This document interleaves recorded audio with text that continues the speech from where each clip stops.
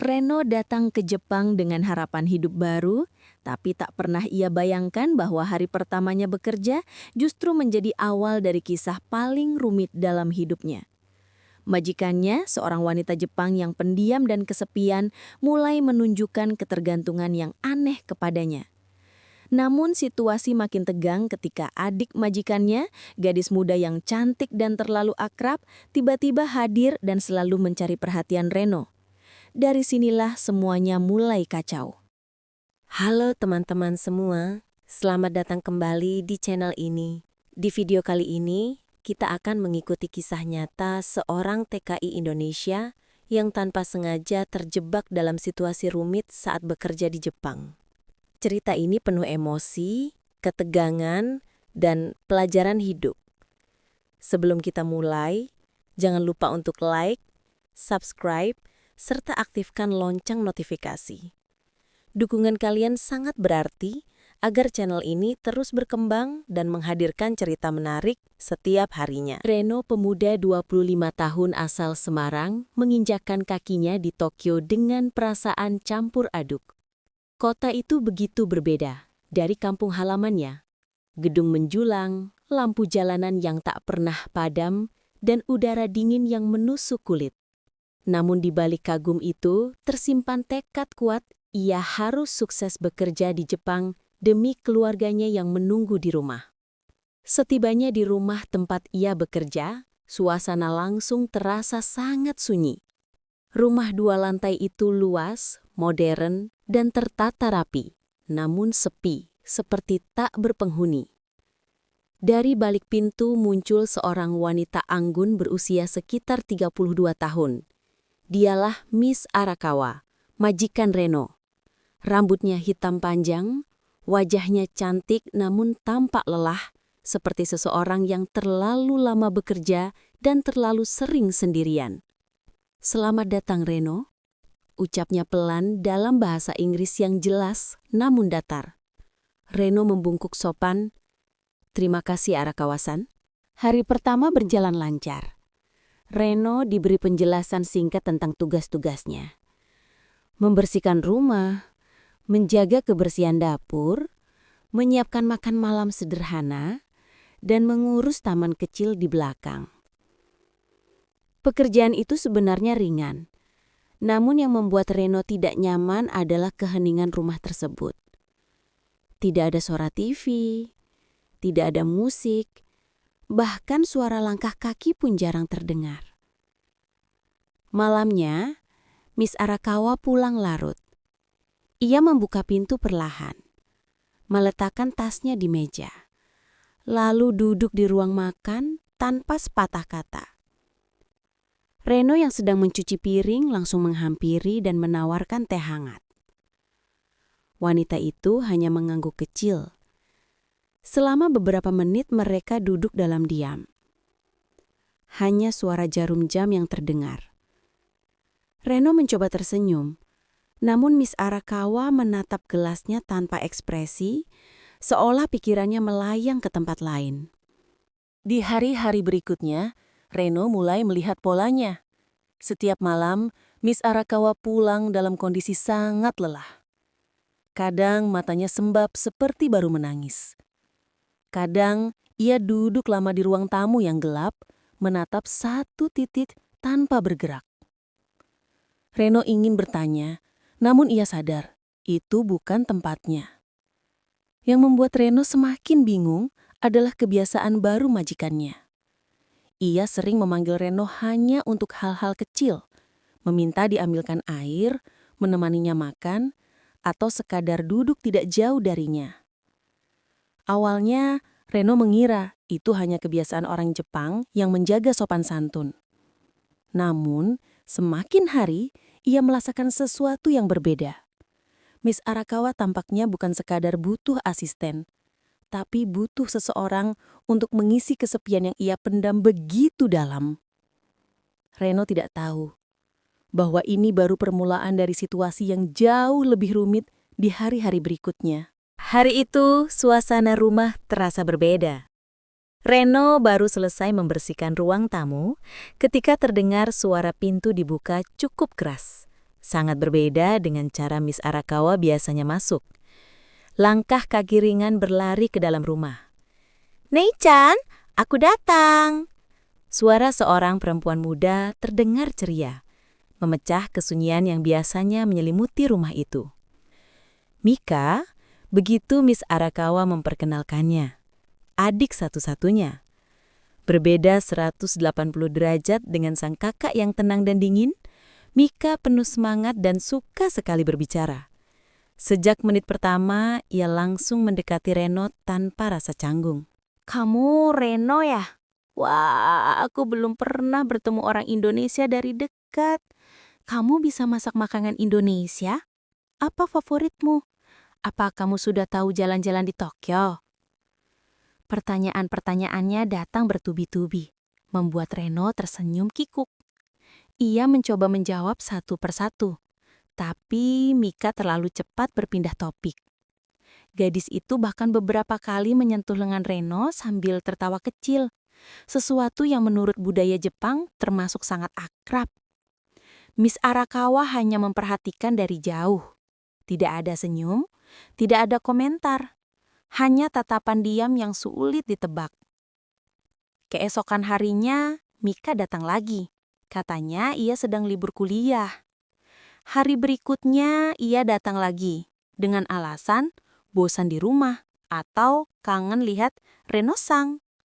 Setiap kali datang, ia selalu mencari Reno, bukan kakaknya. Kadang ia masuk dapur dan membantu Reno memasak.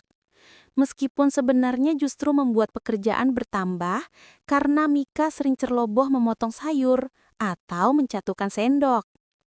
Namun, Reno tidak tega menegurnya. Gadis itu terlalu ceria, terlalu polos untuk dimarahi. Yang membuat keadaan menjadi rumit adalah sikap Mika yang semakin lama semakin akrab. Jika Reno sedang menyapu, ia datang mendekat dan mengobrol sambil menyandarkan dagunya di lengan sofa. Jika Reno memasak, ia berdiri sangat dekat sampai Reno bisa merasakan harum parfumnya. Bahkan pernah, saat Reno sedang mengelap meja, Mika memanggilnya dari belakang lalu tiba-tiba menepuk bahunya dengan gaya bercanda. Semua itu membuat Reno bingung. Apakah ini hanya sifat cerianya, atau ada maksud lain? Suatu sore, ketika Reno mengantarkan teh ke ruang tamu, ia melihat Mika duduk di samping Miss Arakawa. Tapi suasananya berbeda. Mika bercerita panjang lebar tentang betapa serunya berbicara dengan Reno, sambil tersenyum lebar.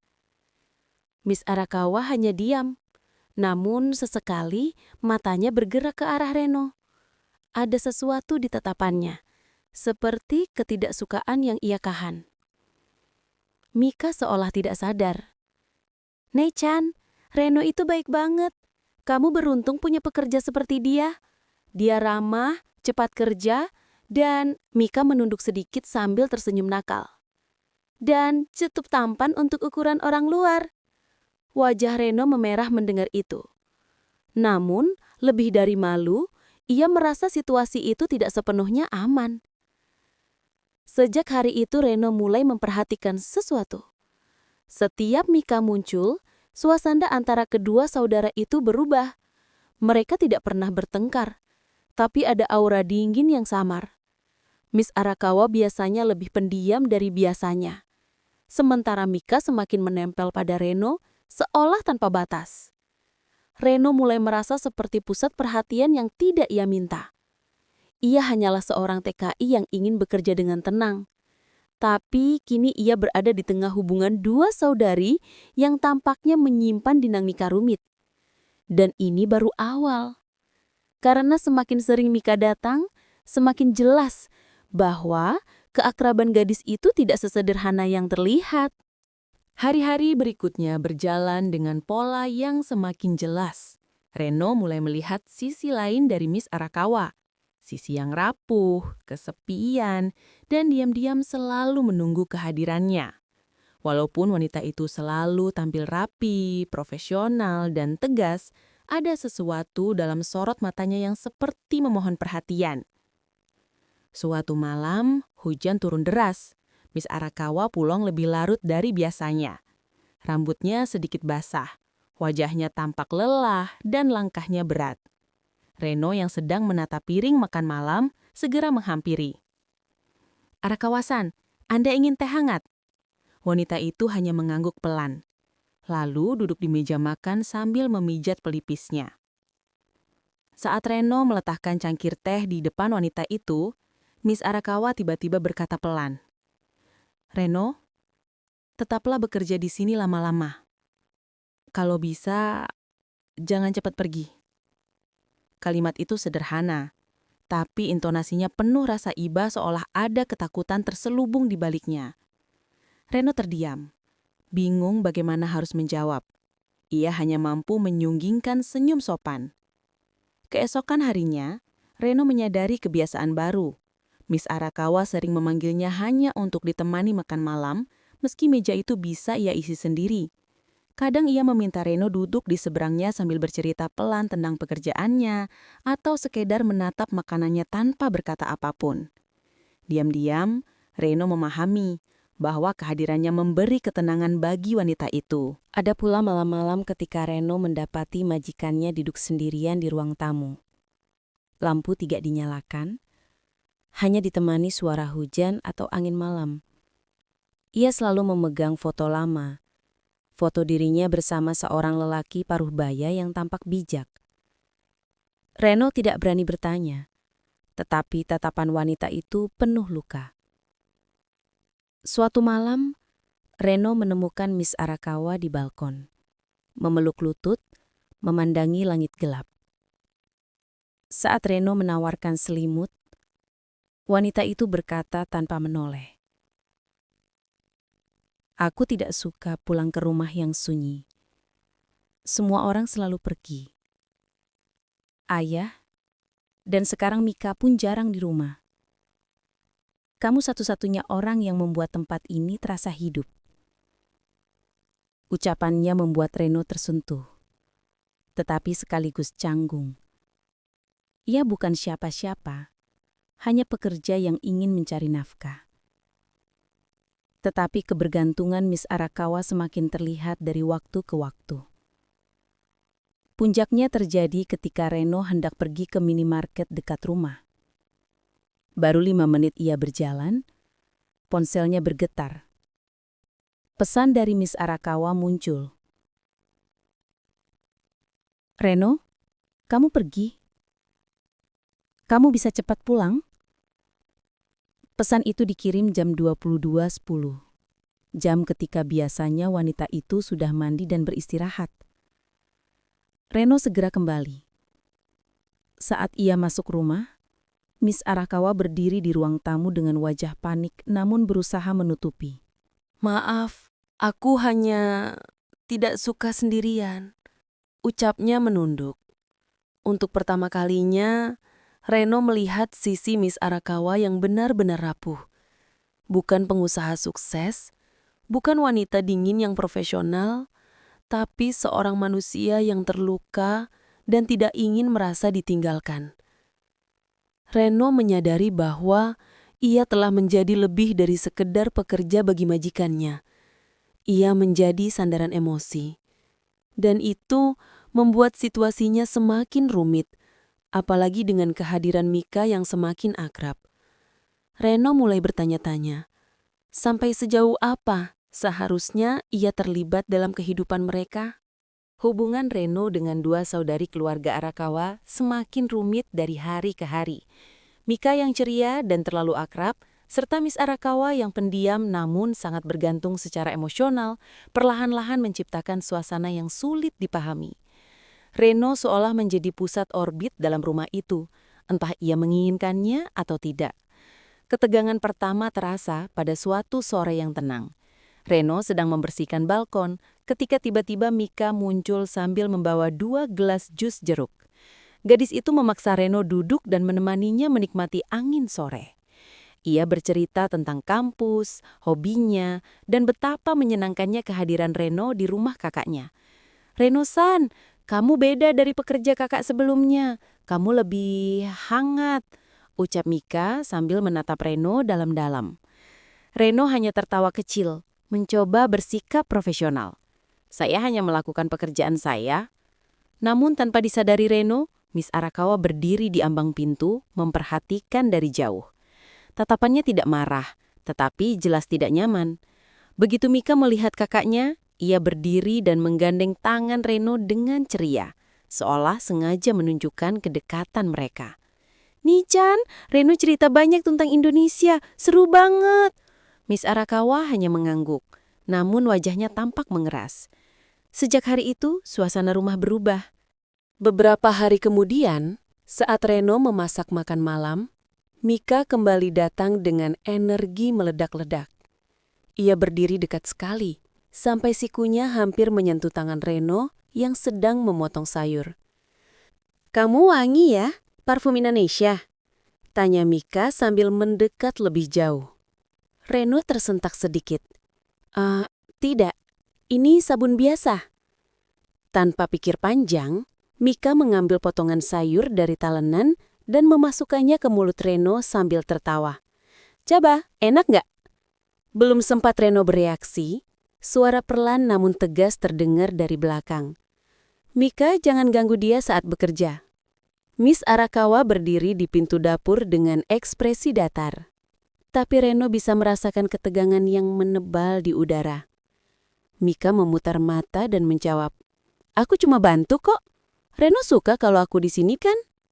Reno terdiam, tidak tahu harus menjawab apa. Kedua saudara itu saling menatap, bukan seperti kakak adik yang akrab, tapi dua wanita yang sedang mempertahankan wilayah. Ketegangan memuncak ketika malam itu Mika datang menginap tanpa memberitahu Miss Arakawa. Ia langsung turun ke dapur pagi-pagi sekali, memanggil Reno sambil memakai piyama tipis. Reno yang baru bangun terkejut melihat gadis itu begitu santai di hadapannya. "Ayo, sarapan bareng aku, kakak masih tidur," ucap Mika sambil menarik tangan Reno. Saat mereka sedang menyiapkan roti, Miss Arakawa muncul. Rambutnya masih sedikit berantakan, tapi wajahnya serius. Ia memandangi keduanya dengan ekspresi dingin yang jarang Reno lihat. "Mika, apa kamu selalu harus bersama Reno setiap saat?" Nada suaranya datar, tapi memberi tekanan. Mika menatap kakaknya dengan nada menantang. "Lalu kenapa kalau iya? Kamu sendiri selalu minta Reno ada di dekatmu?"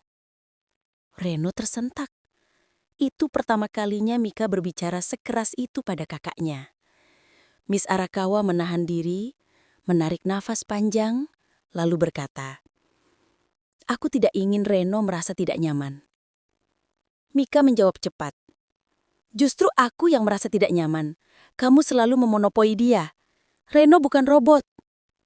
Kata-kata itu membuat Miss Arakawa terdiam. Namun yang paling terpukul justru Reno. Tak pernah ia bayangkan namanya menjadi sumber pertengkaran dua saudari. Untuk menghindari konflik, Reno berusaha menenangkan keduanya, tapi tidak mudah. Mika merasa kakaknya egois, sementara Miss Arakawa merasa Mika terlalu berlebihan. Keakraban Mika, perhatian Miss Arakawa, dan kehadiran Reno di antara mereka menciptakan jarak emosional yang makin besar. Sejak kejadian pagi itu, aura rumah berubah drastis. Mika masih sering datang, namun suasananya canggung. Kadang ia terlalu manis pada Reno hanya untuk memancing reaksi kakaknya. Di sisi lain, Miss Arakawa jadi semakin diam dan sensitif. Reno beberapa kali mencoba bersikap netral, tetapi apapun yang ia lakukan selalu terlihat berpihak pada salah satu dari mereka. Meski tidak ada pertengkaran langsung lagi, ketegangan itu terus menggantung di udara. Tak terlihat, namun begitu kuat. Reno akhirnya sadar bahwa ia bukan hanya pekerja rumah tangga di keluarga Arakawa. Ia telah menjadi bagian dari dinamika rumit antara dua saudari yang saling mencintai, namun diam-diam saling menahan rasa. Dan tanpa sengaja, kehadirannya telah menarik garis pemisah di antara mereka. Sesuatu yang ia takutkan bisa berakhir pada banyak hal yang tidak ia duga. Malam itu hujan turun deras, angin berembus kencang, dan langit tampak gelap, seolah menyembunyikan sesuatu. Reno baru saja selesai merapikan ruang tamu ketika terdengar ketukan tergesa-gesa di pintu. Suaranya keras dan terburu-buru. Reno bergegas membukanya. Dan di balik pintu berdiri Mika, basah kuyup. Wajahnya merah dan mata sembab seperti habis menangis sepanjang perjalanan. "Reno-san, tolong. Nechan ada di rumah?" Suaranya parau, nyaris tenggelam di tengah suara hujan. Reno langsung mempersilahkan Mika masuk. Gadis itu berdiri gemetar, memeluk dirinya sendiri sambil menahan isak. Tak lama, dari arah tangga terdengar langkah perlahan. Miss Arakawa muncul mengenakan sweater tebal. Ekspresi terkejut melihat adiknya dalam keadaan seperti itu. "Mika, kamu kenapa? Apa yang terjadi?" Begitu melihat kakaknya, Mika tak dapat menahan air matanya. Ia langsung memeluk Miss Arakawa erat-erat, menangis tanpa suara seperti anak kecil. Miss Arakawa membalas pelukannya dengan lembut. Tangannya bergetar. Reno berdiri tak jauh, menjadi saksi keheningan penuh luka itu. Beberapa menit berlalu sebelum Mika akhirnya berbicara. Aku dapat telepon dari rumah paman. Mereka bilang barang-barang peninggalan ayah baru dipindahkan hari ini. Dan aku melihat semuanya. Foto ayah, catatan-catatan lama. Aku tidak kuat nih, Chan. Aku kangen ayah.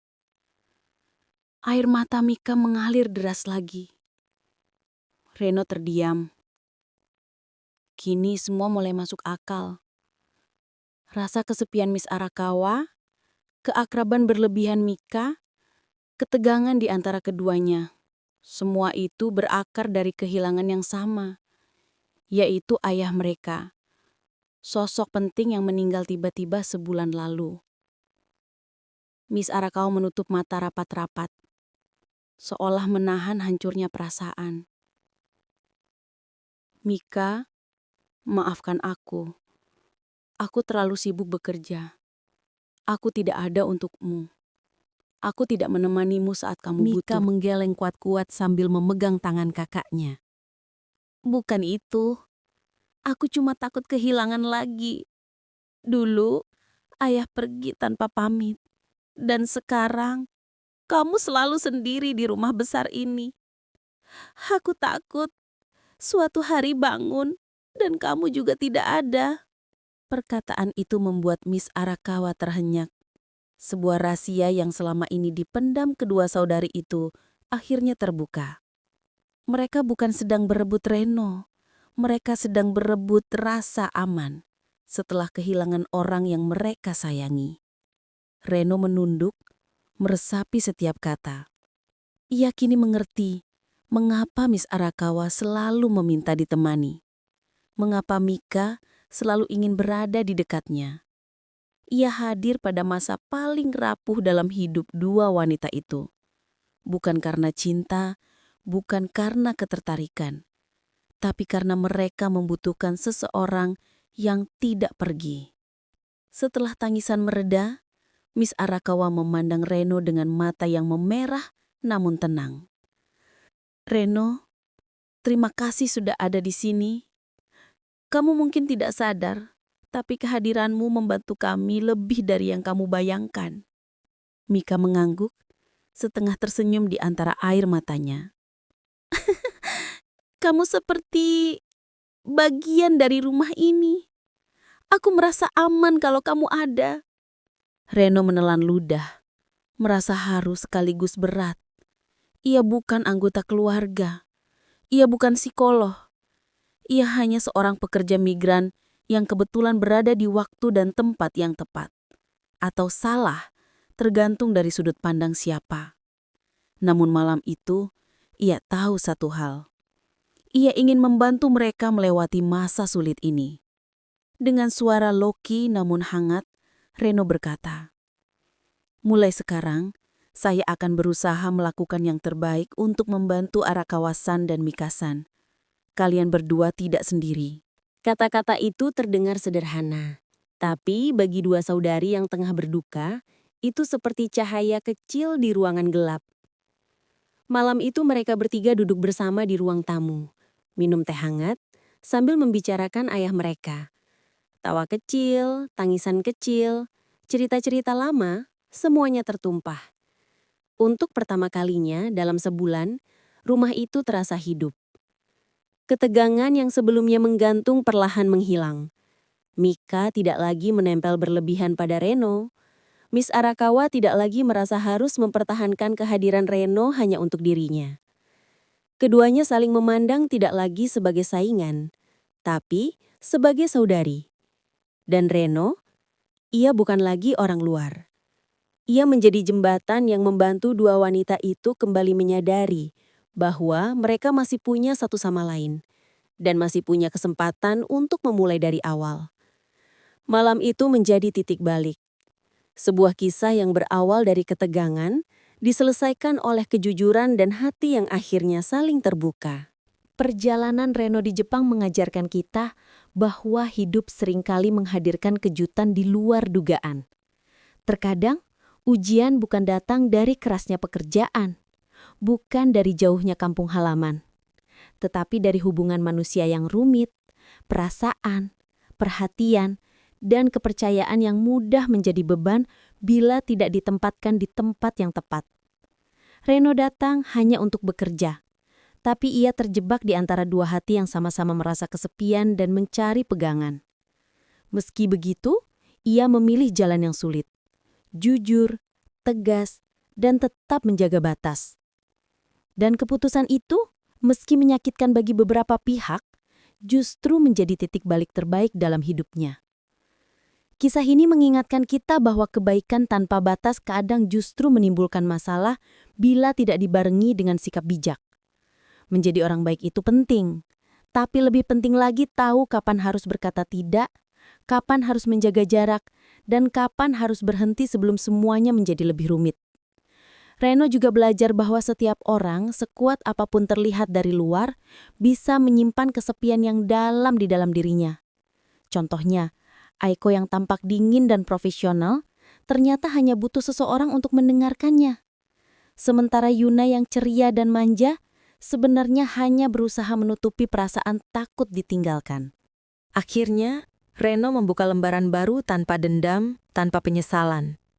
Ia memilih berdiri dengan prinsip, walau itu berarti kehilangan kenyamanan yang telah ia dapat.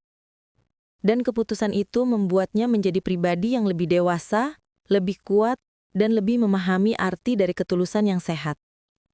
Untuk teman-teman yang menonton hingga akhir, semoga kisah ini dapat menjadi pengingat bahwa hidup di negeri orang bukan hanya soal gaji besar atau kesempatan baru, tetapi juga tentang bagaimana kita mempertahankan diri, hati, dan martabat kita.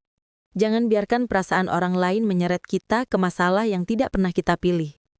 Terima kasih banyak atas dukungan kalian. Tanpa kalian channel ini tidak akan berkembang sejauh ini. Jangan lupa untuk like, subscribe, dan share video ini agar lebih banyak orang bisa belajar dari kisah-kisah inspiratif lainnya. Sampai jumpa di video berikutnya. Tetap semangat, tetap kuat, dan jaga diri kalian dimanapun berada. Salam hangat!